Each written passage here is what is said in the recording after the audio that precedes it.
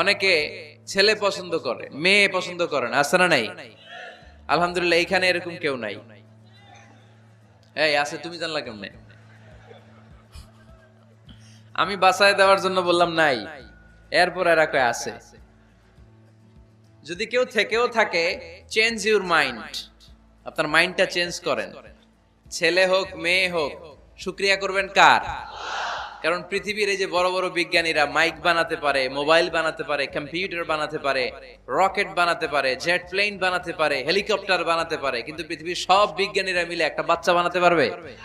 একটা সন্তান বানাতে পারবে?